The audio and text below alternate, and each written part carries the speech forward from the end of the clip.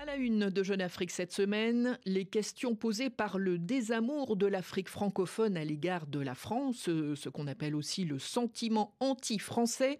C'est le sujet de votre éditorial cette semaine, François Soudan. Bonjour. Bonjour Catherine. Vous décryptez l'attitude de la France face au choc du souverainisme africain, particulièrement dans la région du Sahel. Avant de voir quelle réponse Paris entend apporter à ce phénomène de déclassement, vous nous expliquez les causes de ce que vous appelez la lame de fond souverainiste. Oui, cette vision souverainiste sur laquelle repose, vous l'avez dit, le sentiment anti-français, qui est une vision d'ailleurs beaucoup plus souverainiste que panafricaniste, n'est pas nouvelle. Elle a pris l'ampleur qu'on connaît, particulièrement auprès de la jeunesse, dans la mesure où elle est devenue un phénomène populiste qui mêle dans le même opprobre le bouc émissaire de proximité qu'est la France et certains aspects du mode de vie occidental, notamment ses évolutions sociétales concernant le couple, la famille. L'exemple tout récent des déclarations du Premier ministre sénégalais Ousmane Sonko hostile à l'imposition de droits pour la communauté LGBTQ le démontre.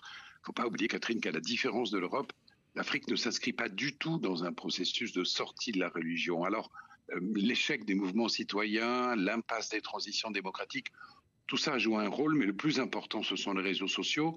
Ce néo-souverainisme les utilise massivement avec d'autant plus de facilité qu'il émerge.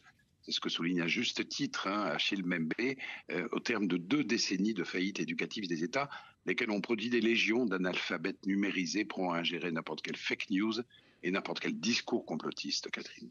Alors dans cette érosion de l'influence française, la Russie, vous le soulignez, joue un rôle central et opportuniste.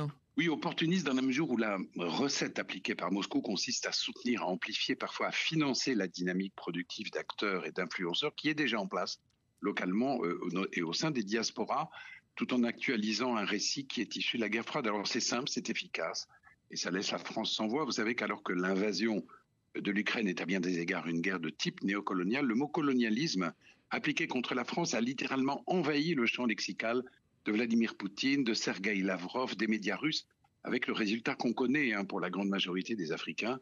Ce conflit oppose la Russie à l'OTAN et non pas la Russie au peuple ukrainien.